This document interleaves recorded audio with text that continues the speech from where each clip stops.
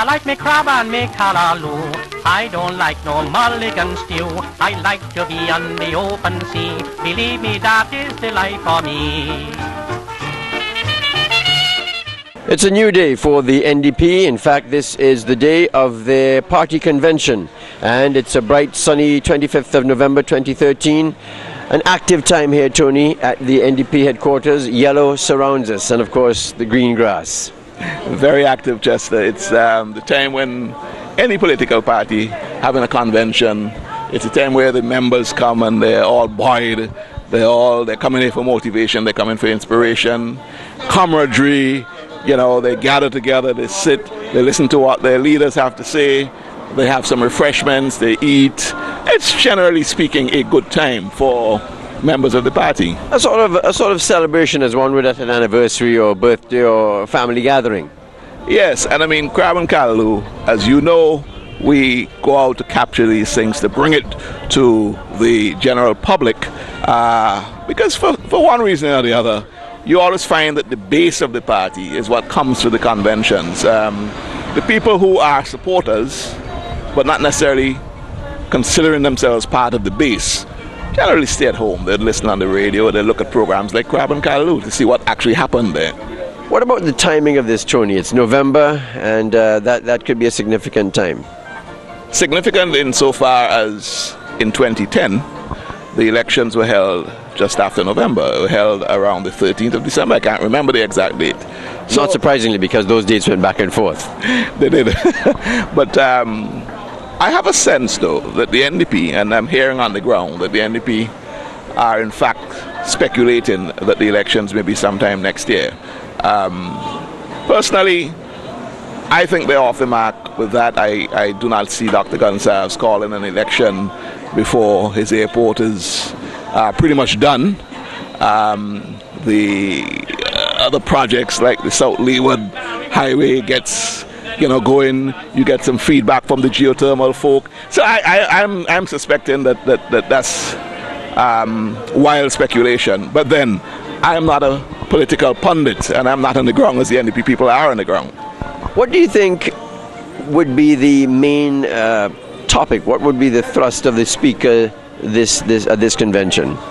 Well, I haven't got a clue. I know the feature speaker is Lucette King, who is a sort of social political commentator. She does this program on Saturday mornings on Nice Radio, which has been branded NDP Radio. Global Highlights, I think she calls it. Very often she touches on these social and political issues, I suspect, giving a sort of global feel to it. She's going to be the feature speaker. I don't know if that's a clue as to what the theme of this convention is. Maybe you know her better than I do, so maybe you can speculate on that.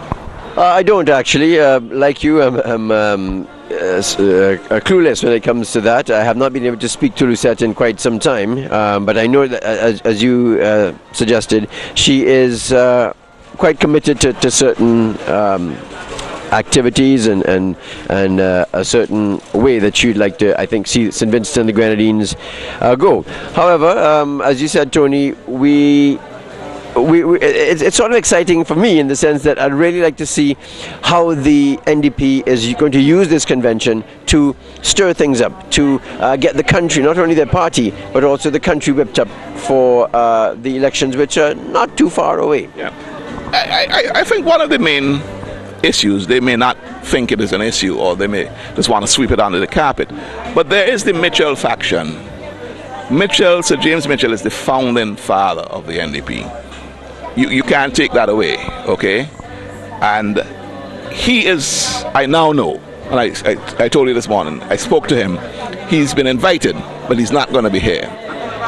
He has promised us an interview after the convention, Chester, so we will, on this program, after the convention, have him interviewed, and we'll know his real reasons and what his thoughts are. But one has to believe underlying all of this, there is some tension. So, that is perhaps one of the downsides. I think this would be a challenge to the leadership of the NDP, because let's take a look on the other side. Were the ULP to not invite Ralph Gonsalves, you know, let's say the NDP wins the next election, and 10, 15 years from now, the ULP has a convention and does not invite Dr. Gonsalves. One cannot even almost imagine that. Well, you don't even have to go as far forward as that. Today, if the ULP had a convention and did not invite Sir Vincent Beach, indeed, then you know, you'd have to think that something has gone awry. Well, just for the record, he has been invited, but he's choosing not to come. Yes, that's true. Yes. So that's an important point that you clarified. But so what I would say is, if Sir Vincent Beach refuses, for reasons other than health or whatever, to come to a ULP convention, having been invited, you'd have to say something is wrong. Yes. Now, what about Louise Mitchell, the daughter of Sir James? You had interviewed her on Rendered. And I actually didn't interview her recently, but I did a telephone WhatsApp interview with her this morning, and I just read briefly.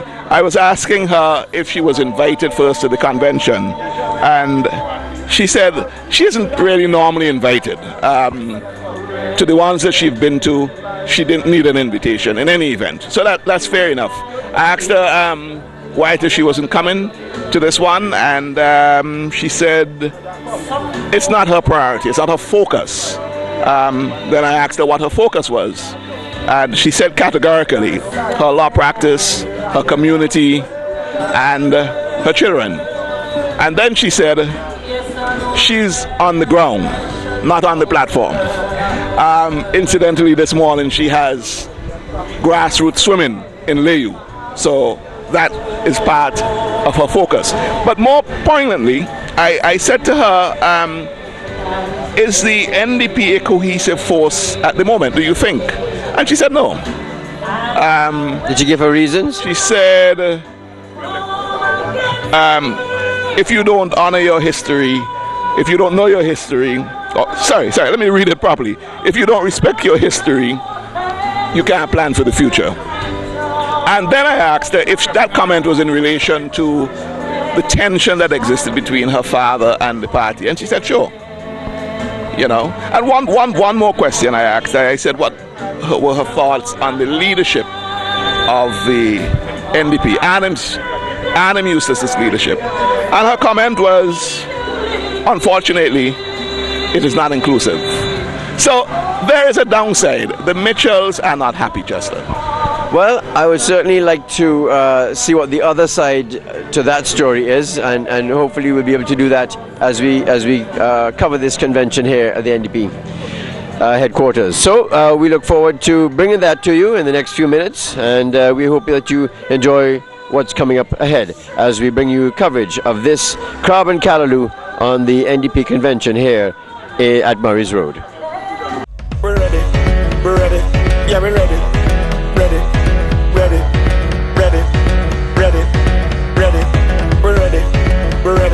yeah, we're ready. I'm standing with the chairman of the party, Dr. Linton Lewis. What are your thoughts right now, Dr. Lewis? What are your expectations for today's convention? Well, I suppose we'll have a very exciting convention. I have no doubt in my mind that we'll have a bumper crowd here today. It's a convention, hopefully before the next general elections, and therefore we hope that we'll get a lot of support from our supporters and members. In addition to that, it is really our 37th convention. So it shows the age of the party, and there are a number of positions that will be up for elections. Tell me more about those. What are the positions, and what are the significance of the positions that are up for elections? But you have the president, the chairman, the two vice presidents, the treasurer, the PRO, the assistant secretary, and there are some committee members. They will be up for elections. So is your position in jeopardy? I noticed you called the chairman's position being up for election. What are you feeling? You're feeling confident that you'll be re-elected? It's not an issue of confidence. The people will do what they want to do. I mean, I've been chairman for some time. I don't know if there's anything wrong that I've done. in that capacity. I know quite a number of things I've done which will benefit the party. For example, the VAT, the constitutional reform, the meritocracy issue, and spreading the message for the party in your program and in other programs from time to time in my capacity as chairman. So I don't know. It is up to the people to determine what they want. Are you expecting any upsets? Do you think the status quo would remain? What are your thoughts? I don't know. One can't say. One has to wait and see. Finally, Dr. Lewis, what is the theme of this convention? You're having a featured speaker, Lucette King. Yes. What is going to be the theme of her address? Well, we don't know yet. That's the secret of the feature address. But the fact is, our theme is "We Ready," which really we are indeed. We have all 15 candidates. We've been having meetings up and down St. Vincent and the Grenadines, and we're showing people that we are ready to govern this country. And of course, you're hoping for all 15 seats. Well, we're looking forward to 15 seats. The people have to determine how many we get. We're ready. We're ready. Yeah, we're ready. Ready. Ready. Ready. Ready. Ready. We're ready. We're ready. Yeah, we're ready. Ready. Ready. Ready. Ready. Look how the sun now raising up, and the crowd now waking up. The atmosphere have vibes, and nothing can break it up. The girl them a wine non-stop. We are the drinks them in a my cup. We gonna party all night, all night. 24 parties we hit in a row. Tonight at the very last show. Before we head out on the road, the girl them a release the load. So let me see your hands up, so everybody know, put your hands up, so if you're ready for the road, let your friend them know. We're ready. Standing with the leader of the opposition, Honorable Anna Musa. I know you're very busy this morning. Your head is hot. I don't see it smoking. But you're moments away from starting the convention. Tell us, what can we expect? What is going to happen at this convention today? Basically, all you know is our annual convention. A lot of the themes that we have, our essential theme is that we're ready to use it in the local parlor, you know. And what we're going to do right at the beginning, at 10 o'clock, I'm going to carry the candidates downstairs now. We are going to let the candidates process one by one up to the platform and be announced from the platform. And of course, you have quite a few new candidates yes, that have been recently launched. Yeah. So they'll come up one by one. Normally when that happens, people get up and they applause or shake their hands and so on as they come up the line. So we'll start out of that to get them up the stage and to have them recognized right up front in the convention. Could you give me a little sneak peek into what your address would be on? What are you going to be talking about this morning? Well, my prime concern today is going to be our position in relation to elections, and behind that is based the state of the economy and things in St. Vincent generally, and why we are proceeding in this particular way at this time. Okay, Mr. Eustace, I want to ask you one. The team is we ready. That really is election. I want to ask you one other question. Sir James is not here today. In fact, I spoke to him this morning. He said he wasn't coming. He didn't give me any reason. Is there any tension between the party and Sir James? Sir James was invited to the convention. He was invited last year too. So he didn't come last year? Come. And the choice of Lucette King. Normally we see attorneys general or prime ministers or that sort of thing. What is Lucette's? What is your raison d'etre for choosing Lucette? She's an activist in relation to matters pertaining to St. Vincent and the Grenadines, and we feel that she has a good feel for what is happening in the country at this time.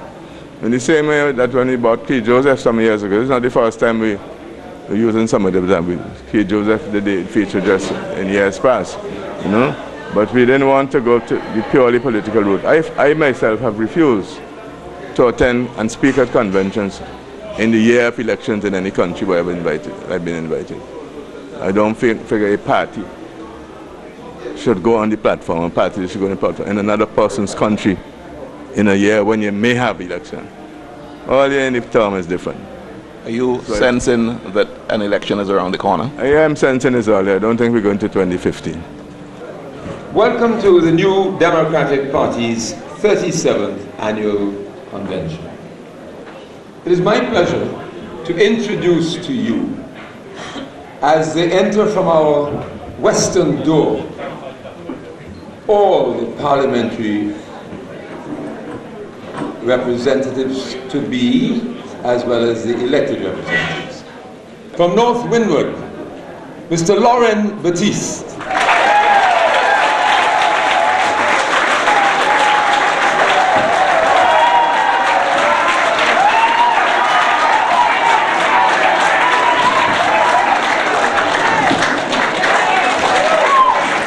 From North Leeward, the Honourable Roland Patel Matthews.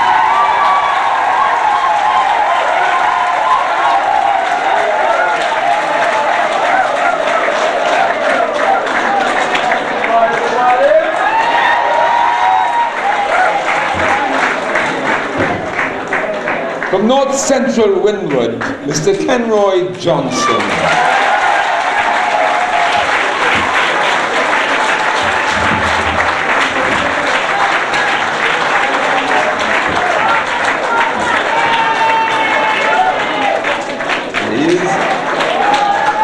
From Central Leeward, Mr. Ben Exeter.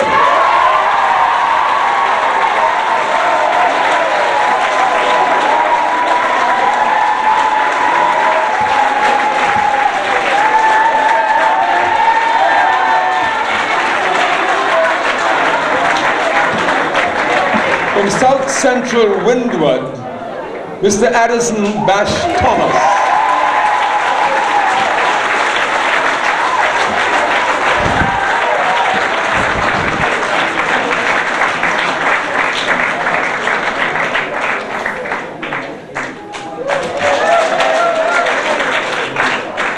From South Leeward, the Honourable Nigel Nature Stevens.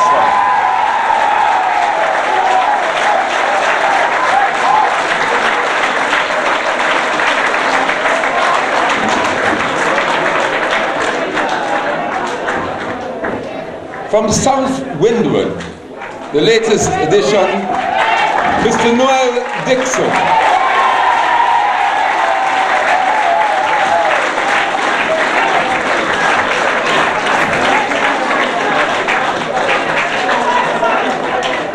From Mariaqua, Mr. Curtis Bowman.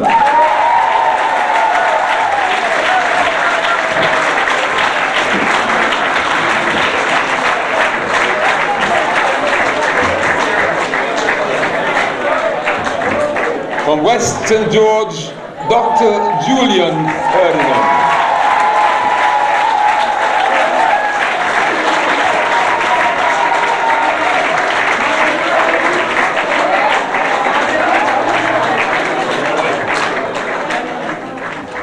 From the Southern Grenadines, the Honourable Terence Oliver.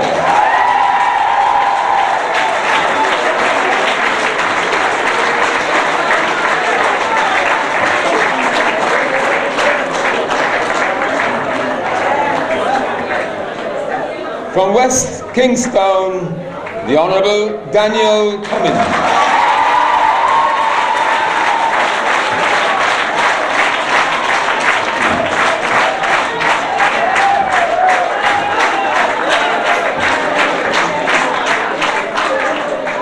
From East St. George, Dr. the Honourable Linton Lewis,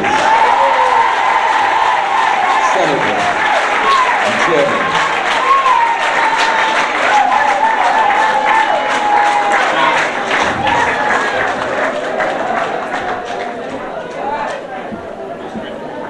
From Central Kingstown, Major the Honourable Cynthia Weaver.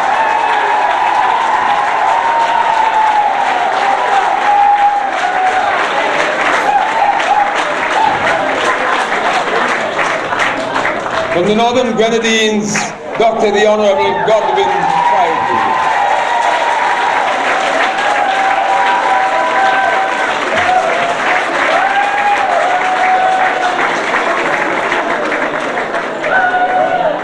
Ladies and gentlemen, from East Kingstown, the distinguished President, Leader of the Opposition in Parliament, the Honourable Armin Ulrich Eustace.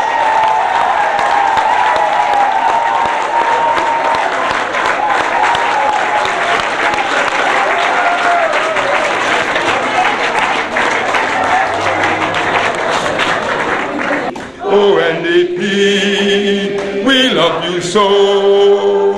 One family, one destiny. We strive for what is right and pleasing in God's sight and a democratic SDG.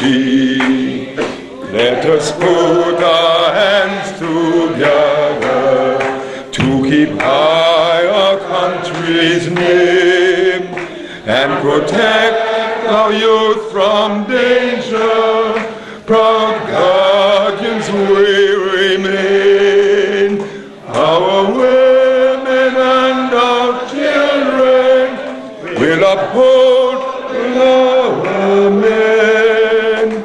A kind, a gentler nation, and live in harmony as one. Good morning.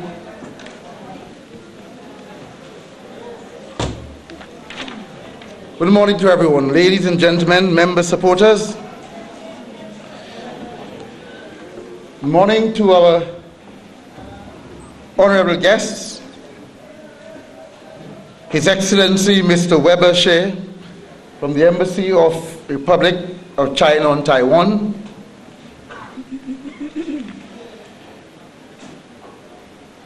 His Excellency Pablo Antonio Rodriguez Vidal, Embassy of the Republic of China on Taiwan, His Excellency Mr. Michael Jeb, the Embassy of the Federation Republic of Brazil, and Mrs. Daliana Guaripa, Charge d'Affaires of the Embassy of the Bolivian Republic of Venezuela. Good morning.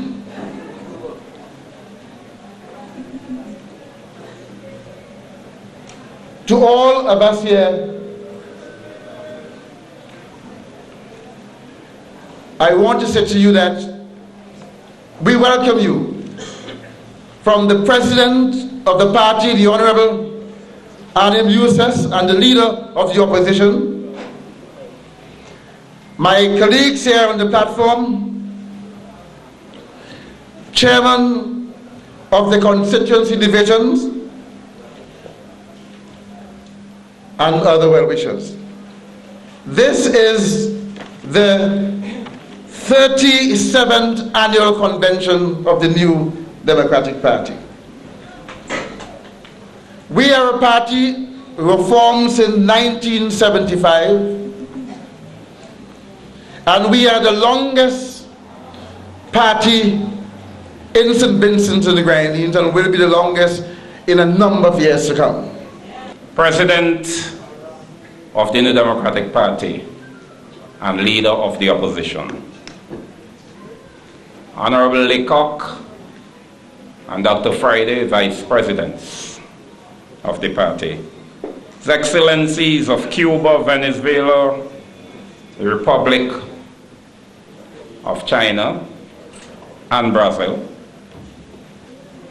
distinguished candidates, former members of parliament, and members and supporters of the New Democratic Party, members of the Central Executive, which includes the young Dems, the women, and all of you.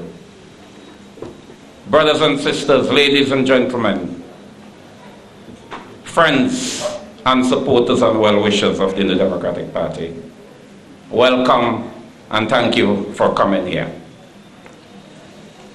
Your presence means a lot to me and to all of us, because without you, we'd have no convention. Could you imagine all of us up here on a hot day like today in jacket and tie, and nobody down there to talk to? That would have been a shame. So thank you for coming. Tell you how important you are. Give yourself a clap, a round of applause.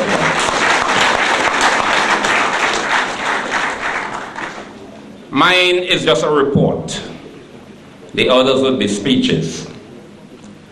I have the honor to report to you that I have received several emails and other messages from distinguished leaders of various parties throughout the Caribbean and the world over, especially the members of the Caribbean Democratic Union and the International Democratic Union, to which we are affiliated and are working very hard to get back our membership recognized.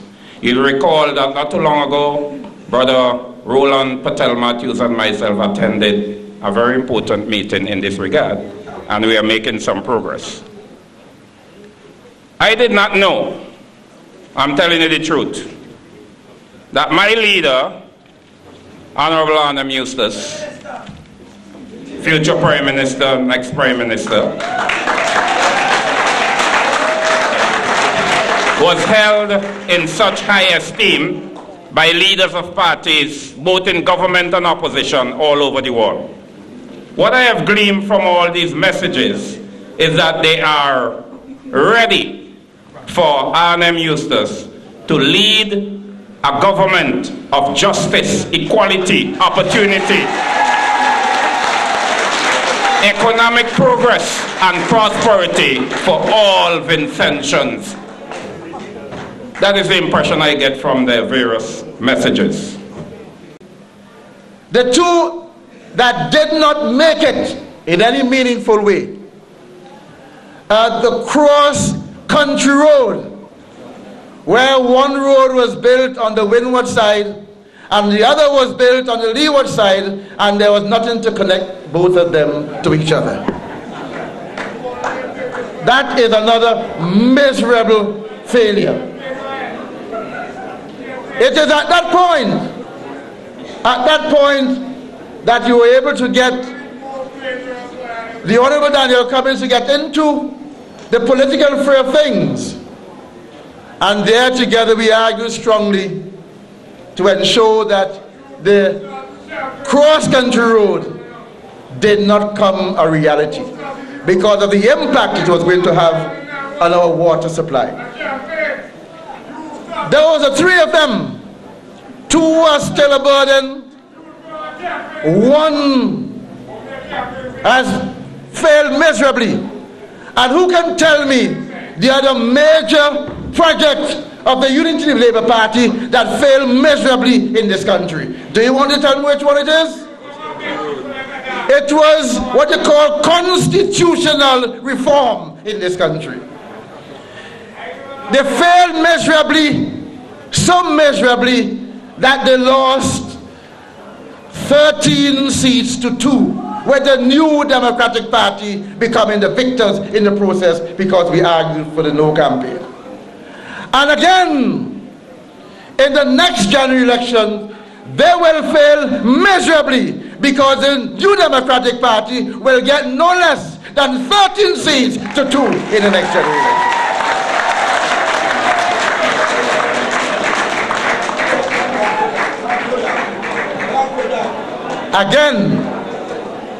Again, we have been pushing forward. It is through your help. It is through your help. It is through the presentation by the New Democratic Party throughout the length and breadth of this country. Again, it was necessary for me as chairman to play a very major role in writing and speaking about the scourges of constitutional reform here in St. Vincent and the Grenadines. I want to say to you, ladies and gentlemen, that when the Unity Labour Party says that we do not say what we're going to do, I want you to stand and listen very carefully to the rubbish that they speak on a daily basis. We were the first political party to introduce an economic development plan in this country, the first one. And after 13 years, 4 years of negative growth, 8 years of deficit budget, the Unity Labour Party has suddenly realized that there is a need to introduce an economic development plan for the people of St. Vincent and the Grenadines. So which is the party with vision? Ours is way back after 2005, and they're now coming in 2013. 8 years after that was conceptualized and introduced by the new Democratic Party. So we are a party in waiting, and we are ready. We are ready to take the reins of this country and to serve the people of St. Vincent and the Grenadines with pride and dignity. Yes. We're hoping that this is the last convention before we address the next speaker as the Prime Minister of St. Vincent and the Grenadines.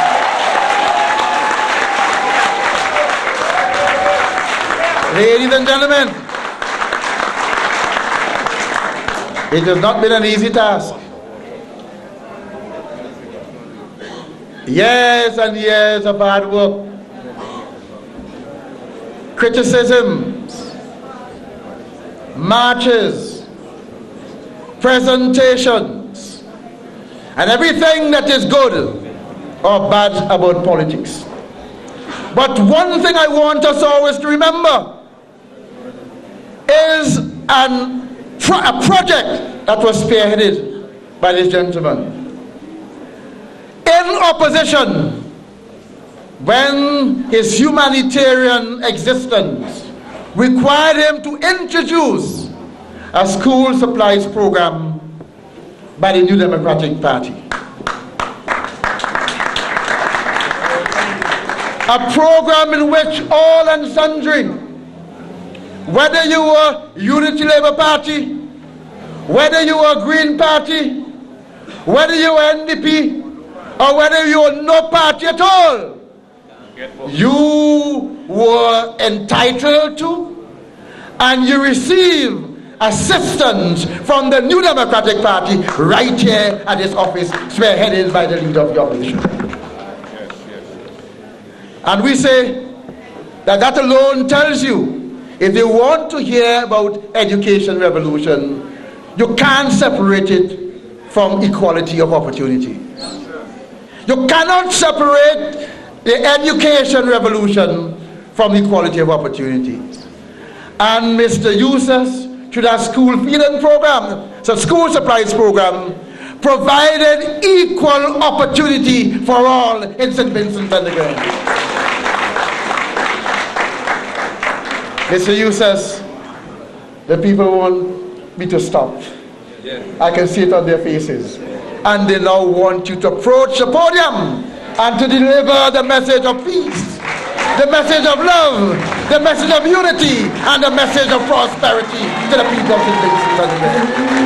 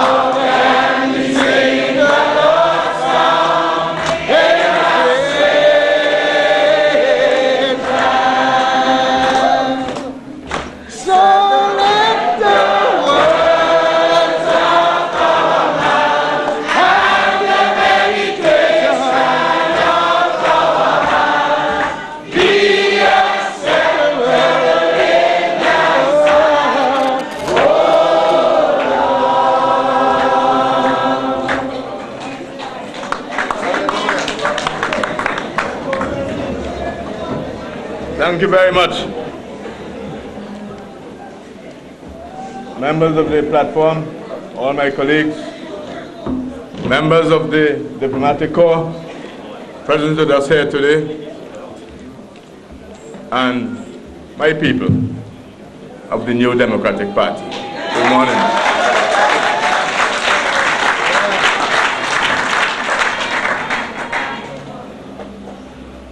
Today is Sunday, 24th November 2013, a day that the Lord has given us. But it marks the beginning of the end of the Unity Labour Party in power in St. Vincent and the Grenadines.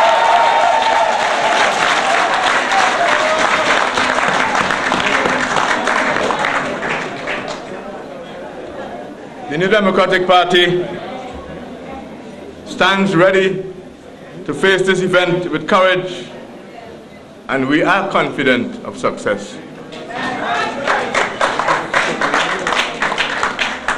As leader of this great party, now in its 30th year, I make the following pledge to you, the people of our country. Our talented, multi-skilled team of candidates, with your help, will remove the ULP from power at the next general election.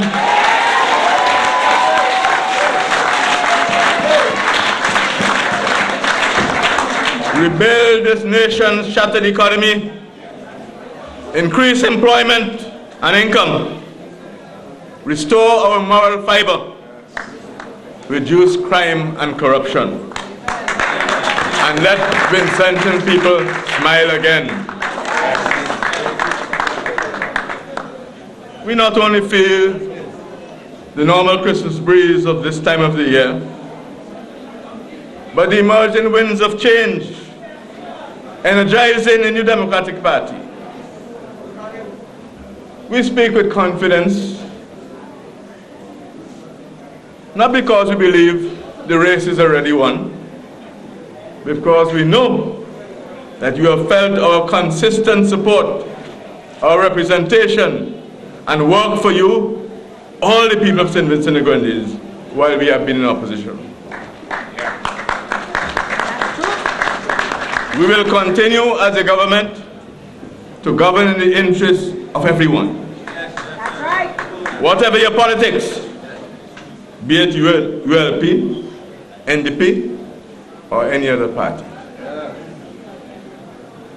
St. Vincent and the Grenadines cannot run, cannot function on the basis of 1/2 of our population. We can't. It's just not possible.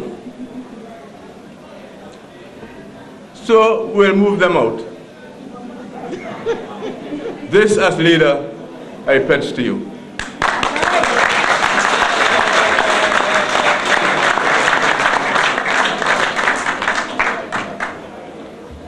In 2001,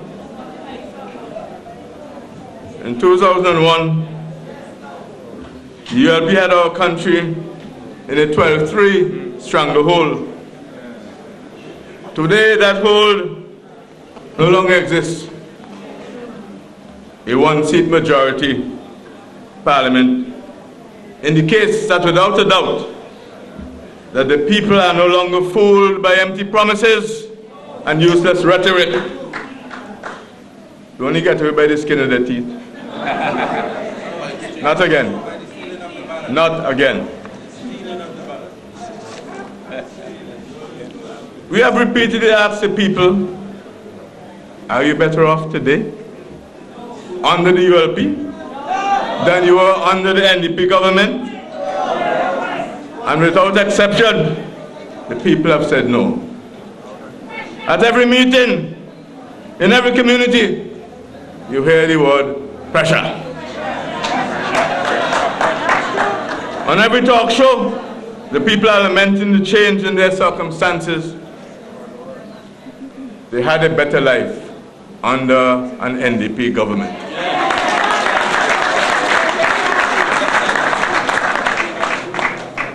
Vincent should not be surprised, at this.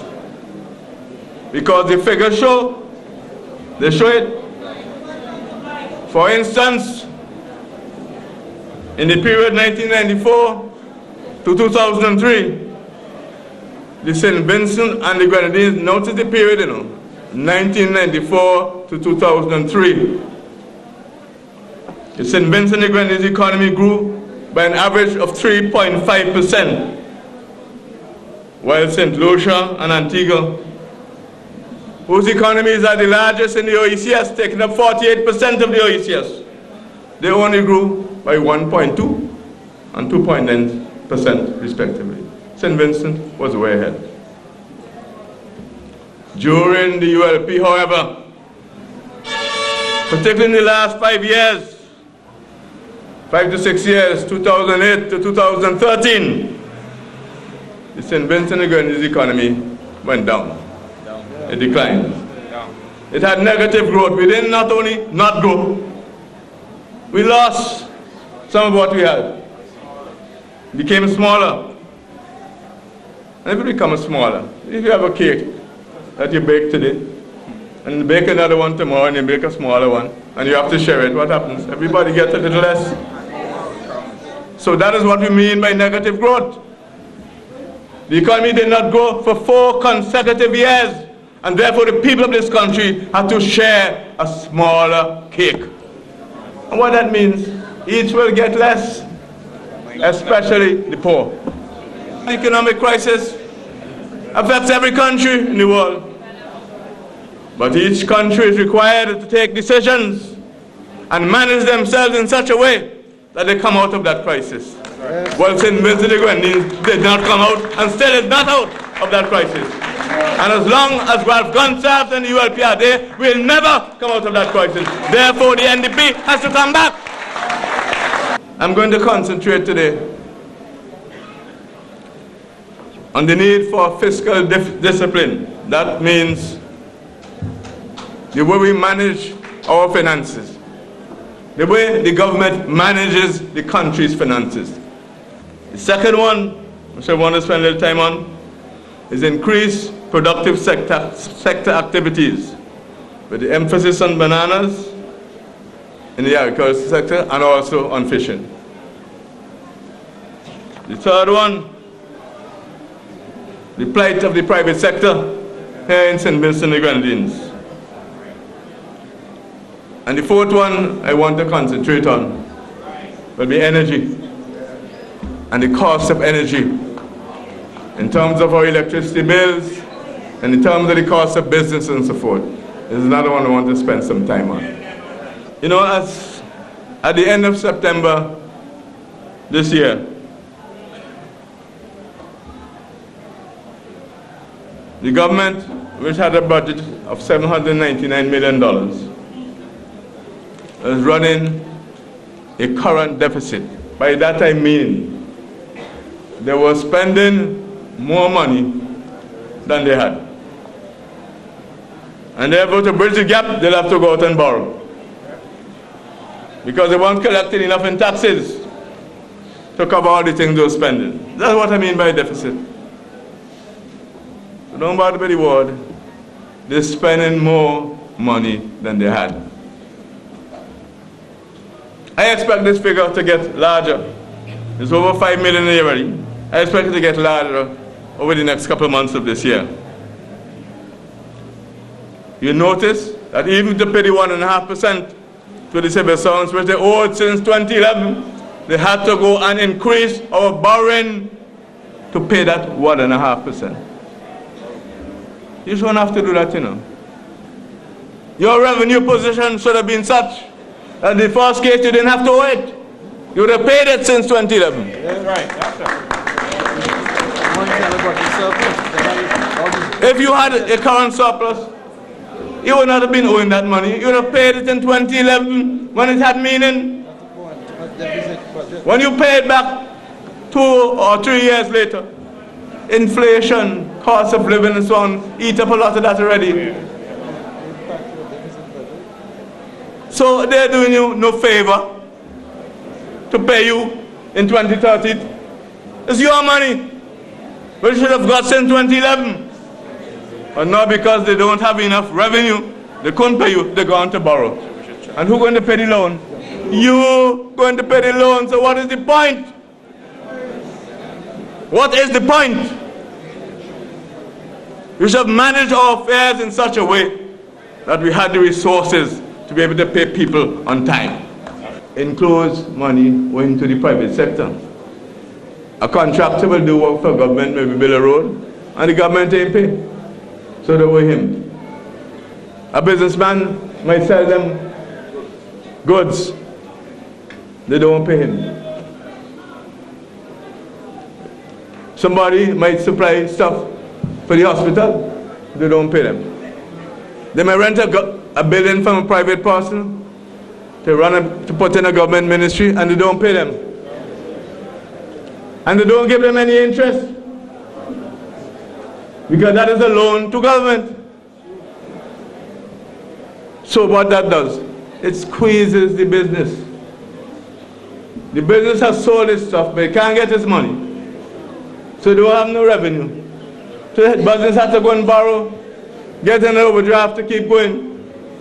And as the costs get higher and higher, they send home more and more people.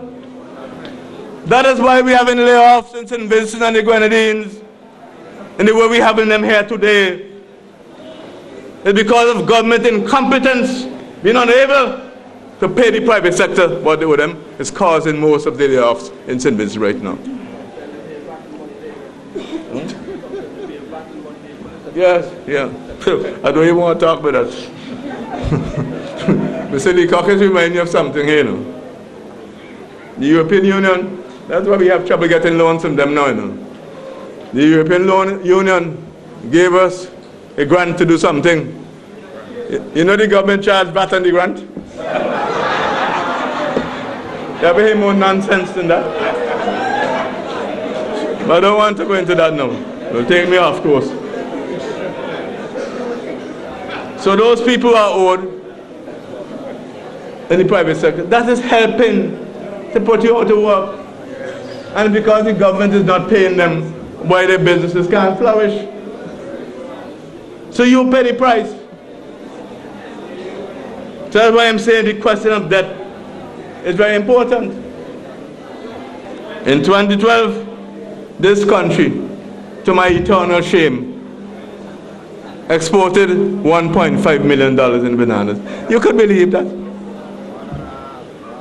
Some middle-sized farmers used to import that, one farmer, export that in years gone by. We now, as a country, exporting $1.5 million. It is disgraceful. No wonder our economy cannot grow. At its peak, during NDP time, in the 1990s, the best year, we exported $111 million. Compare that, $111 million compared with $1.5 million. You see we can joke? I know that the market has changed. I know that, and I take account to that. But you have to have a program and a project to deal with that. And you have to make sure your quality continues to be good to deal with that. But they ain't doing that. They tell you all kind of things. And they put in the farmers on welfare. Just imagine that. Banana farmers in St. Vincent and the Grenadines have reached to the point in this country where they're now on welfare. Bananas has been the backbone of our economy and our foreign exchange earnings. Banana farmers were able to employ people, give the best education to their children, were able to construct their own homes, buy vehicles, patronize small shops in their communities and the bigger businesses in Kingston. The banana farmer became a solid part of the then emerging middle class in St. Vincent. NDP policies of land distribution, like our children's on, giving land to the landless, they played a significant role in promoting agriculture and the importance of the farmer.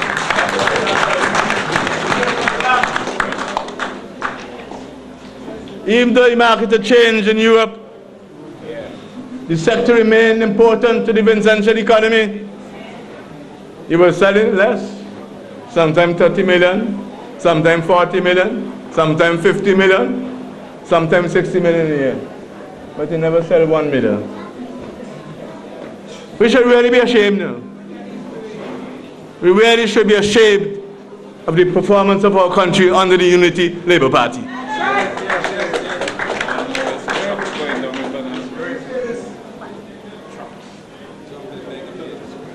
I mean, black sigatoka is a disease that is all over Latin America.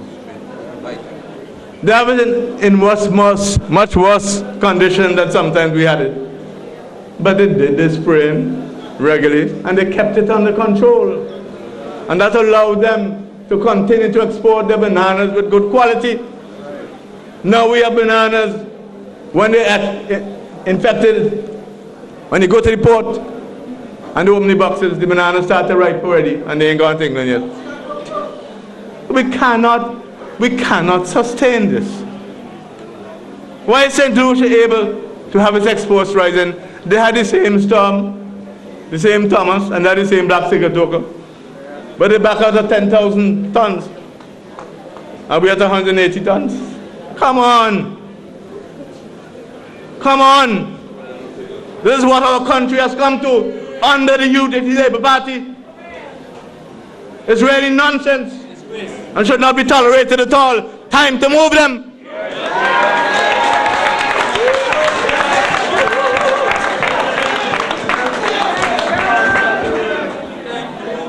What we do now? We go into the Dominican Republic and picking up their bananas to carry on our boat to England instead of our own bananas because we have none to sell. What you did? You're right, it's a shame. I am saying this, you know, I'm pledging this.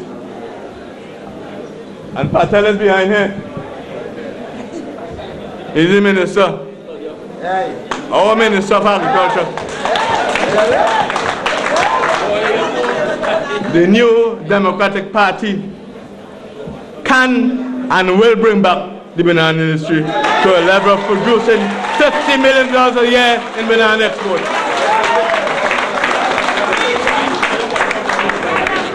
We have developed a program with all the necessary components to accomplish this, including a properly financed program for the control of black sigatoka, some subsidies, income support, and quality control.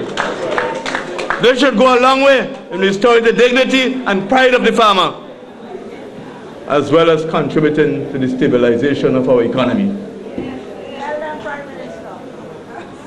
All areas of agriculture, all areas of agriculture need assistance. And this is the first area we must address to begin the process of growth again. I'm not saying there are not others, but this is the primary one we need to deal with now because we can have results in 1 year. I turn now to what I consider a very important, a very, very important matter, and that is energy. Energy and the cost of energy. The things that make up your light bill.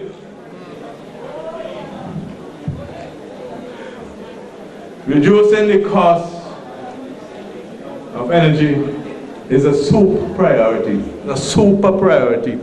for the New Democratic Party. That's right. Not just a priority. We know we have to reduce those costs. It impacts in everything. It impacts in the cost of living for all the members of our population, particularly the poor. It is equally critical to the cost of doing business and therefore the prices that businesses charge. It is critical to the cost of industries which use electricity because if it's too high, they can't compete with other industries in other islands and in other parts of the world. So it's a very critical matter. For me, That is my focus today.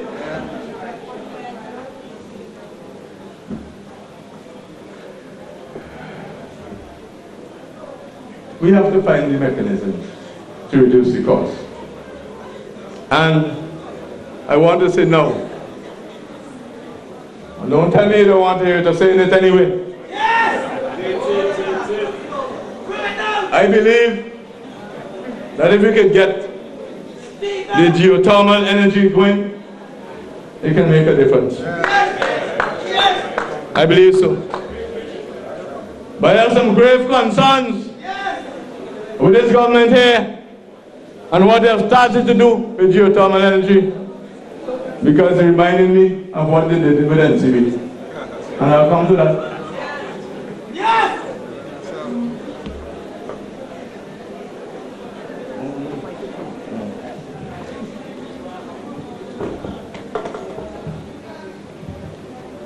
As you're aware, hundreds of people in St. Vincent are at this moment without any electricity at their home. They have been cut off by bayonet. And this causes much hardship for the poor and the not so poor.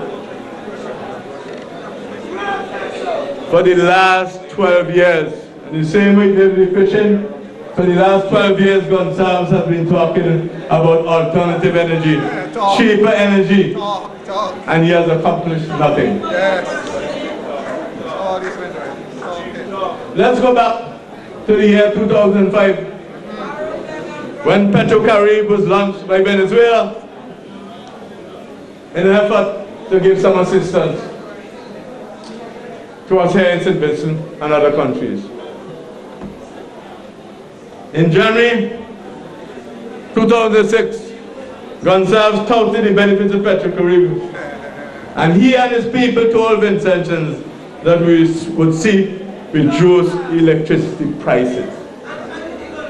My understanding of Petrocaribe arrangements was that it's going to reduce prices.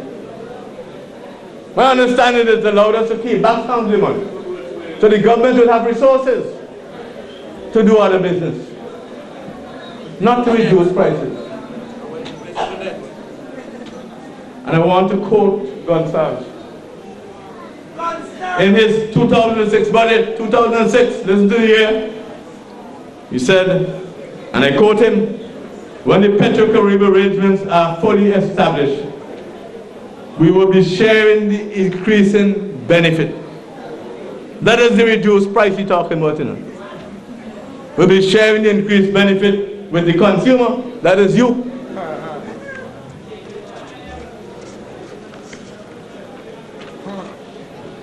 Offsetting a portion of the fuel price at the pump, so the fuel price at the pump will go down, and the fuel surcharge. But the fuel surcharge gone down, your fuel price gone down.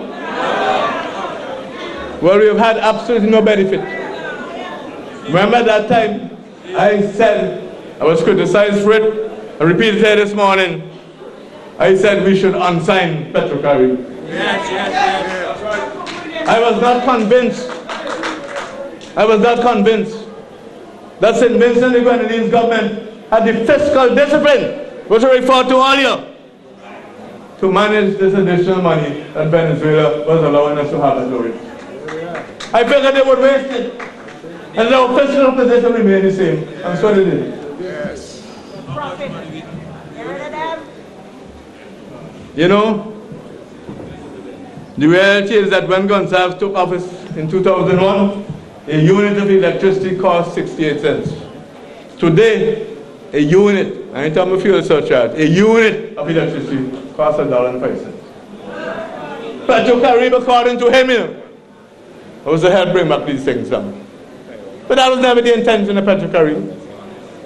Petrocaribe had not taken all the money for the oil sold, was given additional cash to government's cash flow so the government could do things. It wasn't to reduce the price of the oil. That's what he told the public.